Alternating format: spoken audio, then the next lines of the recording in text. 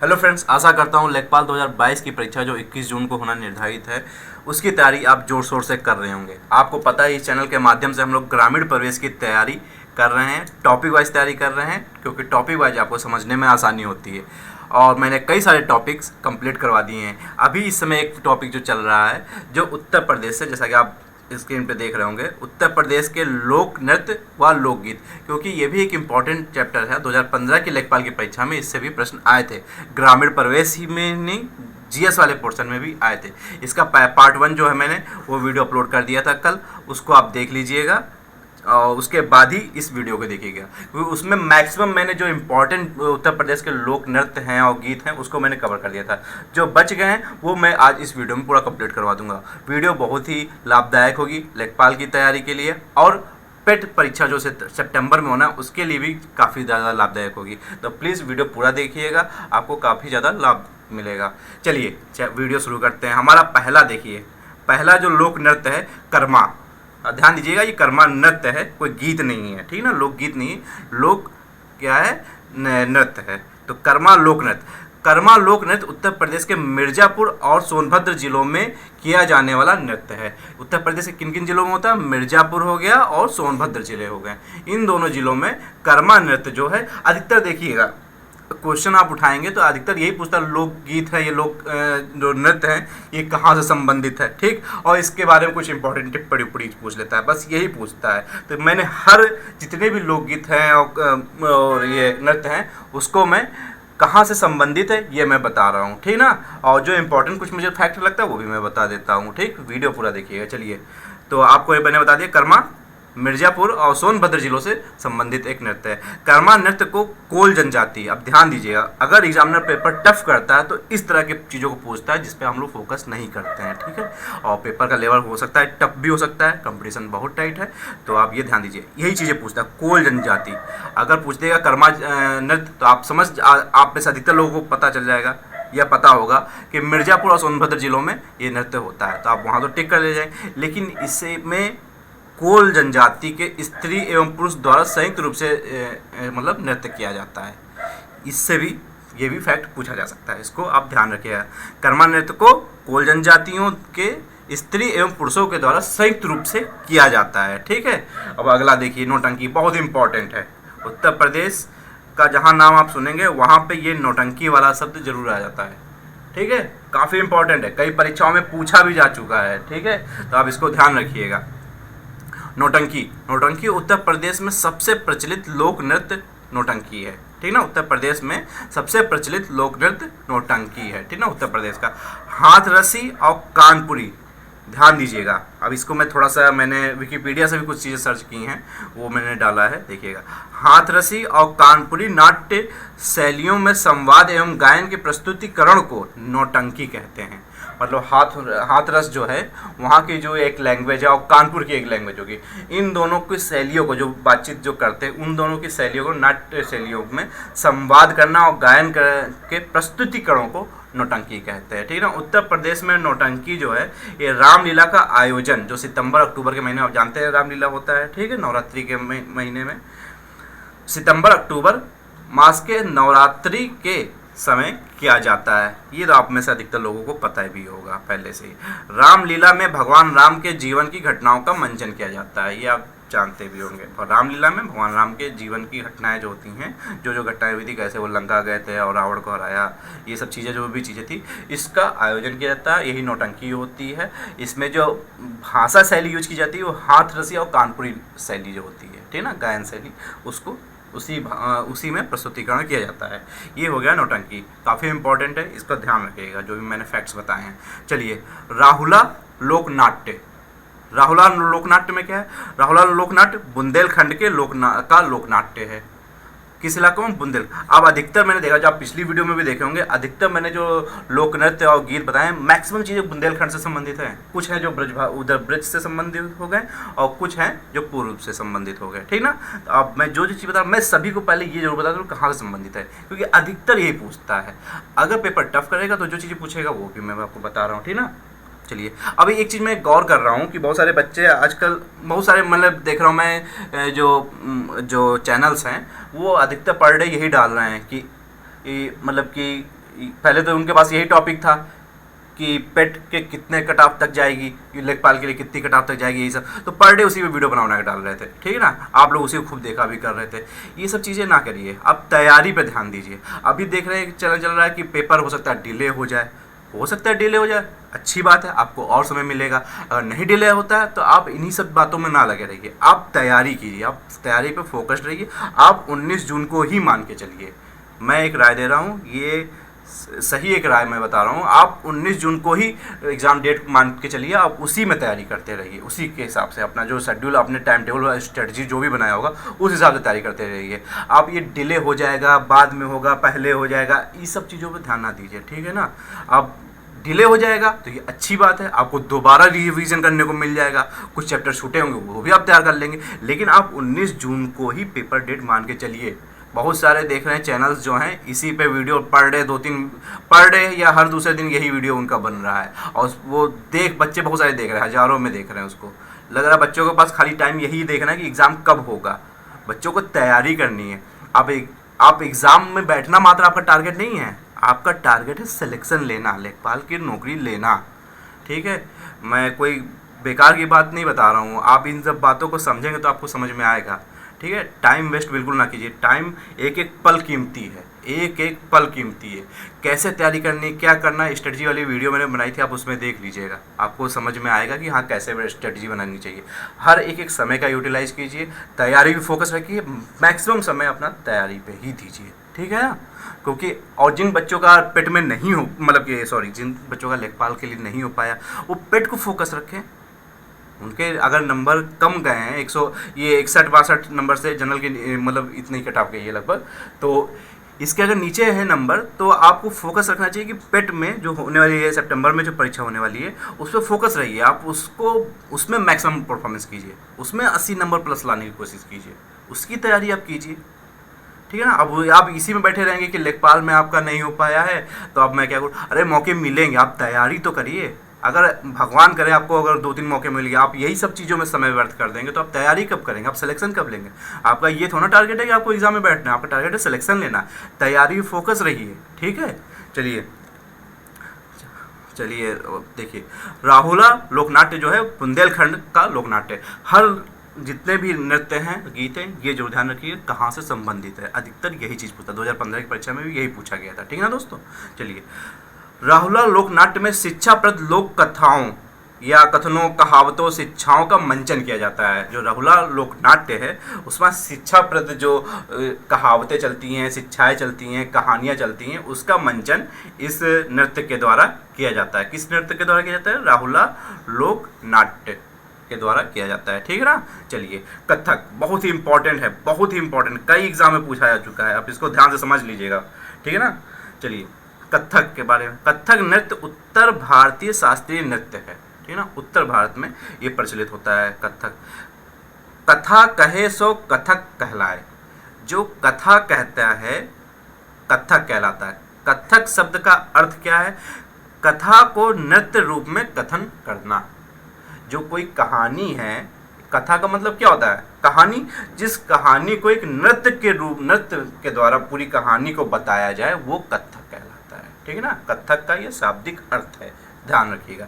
इस नृत्य की 4 प्रमुख घराने। आप ये थोड़ा बोरिंग लग रहा होगा लेकिन ये ध्यान रखिएगा, कभी कभी यही चीज़ पूछता है। आप कथक मैंने उत्तर प्रदेश संबंधित बताया है, लेकिन पूरा कथक की जो मतलब कि इसको 4 कैटेगरी में बांटा गया है। कथक नृत्य जो है 4 तरीके से होता है, अलग अलग घराना है, ठीक है ना। ये घराने क्या होते हैं, ये सब चीज़ें जब मैं एक और वीडियो बनाऊंगा सेपरेट, अगली वीडियो जब मैं बनाऊंगा, जिसमें मैं सारे जो मतलब कि अलग अलग राज्यों के जो नृत्य हैं, गीत है, उसमें जब मैं बताऊँगा तो उसमें मैं आपको बताऊँगा उसमें, क्योंकि घराने बहुत ज़्यादा इंपॉर्टेंट करते हैं, ठीक है ना। तो ये मैं बता दूंगा। लेकिन ये एक जो घराना है वो अपने लखनऊ से संबंधित है, इसलिए मैंने कहा कथक भी इम्पॉर्टेंट है। ये भी उत्तर प्रदेश से संबंधित एक नृत्य है, ठीक। इसलिए बाकी 3 घराने अलग अलग जगह से हैं, इसी चीज़ को मैं बताना चाह रहा हूँ। इस नृत्य के 4 प्रमुख घराने। कितने घराने? 4 प्रमुख घराने हैं, ठीक। जयपुर घराना राजस्थान में पड़ता है, जयपुर घराना हो गया। लखनऊ घराना अपने यहाँ उत्तर प्रदेश में हो गया। और इसमें मेनली जो सबसे लास्ट हमारे यहाँ जो शासक हुए थे नवाब वाजिद अली शाह अपने यहाँ अवध के, उनका बहुत योगदान रहा। ये लखनऊ घराना को बढ़ाने के लिए कथक शैली जो एक लखनऊ घराने की जो शुरू की थी, थोड़ी सी भिन्न थी अन्य घरानों की अपेक्षा। इसमें सबसे बड़ा योगदान किसका रहा? नवाब वाजिद अली शाह, ठीक है ना, ये बता दो। उसके बाद एक और घराना है वाराणसी घराना, ठीक है ना, बनारस में चलता है ये घराना। और एक है रायगढ़ घराना। ये 4 घराने हो गए, ठीक है ना। इसमें से 2 घराने जो हैं अपने उत्तर प्रदेश संबंधित, इसीलिए मैंने कथक को उत्तर प्रदेश का लोक नृत्य माना, ठीक है ना। ये 4 घराने जिसमें से 2 प्रमुख घराने जो हैं वो कथक के जो 2 प्रमुख घराने हैं वो अपने उत्तर प्रदेश से संबंधित हैं। कौन कौन से? लखनऊ घराना और वाराणसी घराना, इसका ध्यान रखिएगा। चलिए, नृत्य की कथक शैली लखनऊ घराना उत्तर प्रदेश की देन है, ठीक। वाराणसी घराना भी है, वो भी उत्तर प्रदेश की देन है, ठीक। चूँकि वाराणसी घराने में कुछ जो बिहार क्षेत्र हो गया, उधर छत्तीसगढ़ का हो गया, उनका भी थोड़ा सा योगदान है उस धर के कथक नृत्य शैली में, इसलिए मैंने उसको यहाँ पे नहीं लिखा। लेकिन वैसे मान लीजिए वाराणसी घराना और लखनऊ घराना जो है वो उत्तर प्रदेश की देन है। कथक की 2 शैलियाँ यहाँ से पनपी हैं। चलिए, कथक नृत्य शैली के लखनऊ घराने को अवध के अंतिम नवाब वाजिद अली शाह ने प्रोत्साहित किया था। देखिए, मैंने वही चीज़ बताया, अवध के जो अंतिम नवाब जो थे अवध के, वो वाजिद अली शाह थे, नवाब वाजिद अली शाह। उन्होंने कथक की नृत्य शैली जो लखनऊ घराने की शैली है उसको प्रोत्साहन दिया था, ठीक। चलिए, अब कजरी पढ़ लीजिए। कजरी लोकगीत, ये नृत्य नहीं है, ये लोकगीत है, ठीक ना। कजरी लोकगीत के बारे में जानेंगे। कजरी पूर्वी उत्तर प्रदेश के मिर्जापुर क्षेत्र में लोकप्रिय है। कहाँ?